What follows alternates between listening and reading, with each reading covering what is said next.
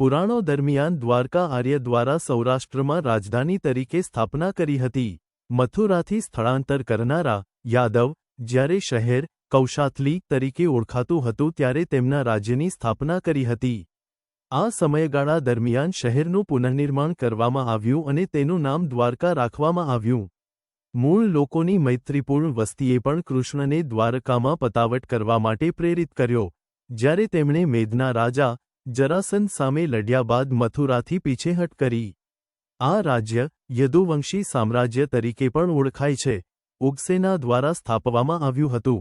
તે પછીના શાસક કંસના પિતા અને બાદમાં કૃષ્ણ વિકાસ પામ્યું હતું. એવું કહેવાય છે કે કૃષ્ણ બેટ દ્વારકામાં પોતાના પરિવાર સાથે રહેતા દ્વારકાથી તેમના રાજ્યના વહીવટનું સંચાલન કરે છે. કૃષ્ણને સમર્પિત શહેરની દ્વારકાધીશ મંદિર મૂળરૂપે આશરે 2500 વર્ષ પહેલાં બાંધવામાં આવી હતી, પરંતુ મહેમૂદ બેગડા શાસકો દ્વારા તેનો નાશ થયો હતો અને ત્યારબાદ 16મી સદીમાં પુનઃનિર્માણ કરી હતી. આ મંદિર આદિ શંકરાચાર્ય દ્વારા સ્થાપિત દ્વારકાનું સ્થાન છે, જેને શારદ મઠ પીઠ અને પશ્ચિમના પીઠ પણ કહેવાય છે.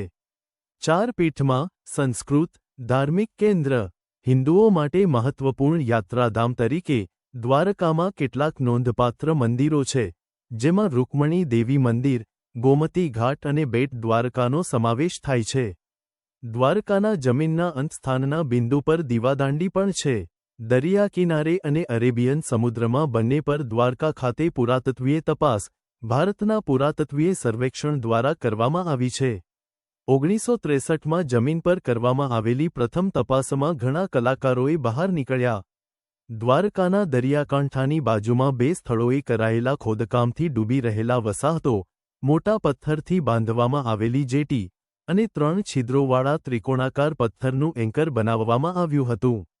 વસાહતો બાહ્ય અને આંતરિક દિવાલોના રૂપમાં છે અને કિલ્લાની બઢતીઓ છે. એન્કરોના વર્ગીકરણથી એવું અનુમાન કરવામાં આવે છે કે દ્વારકા ભારતના મધ્ય રાજ્યોના સમયગાળા દરમિયાન બંદર તરીકે વિકાસ પામ્યું હતું. તટીય ધોવાણ કદાચ એક પ્રાચીન બંદર હતું. તે વિનાશનું કારણ હતું.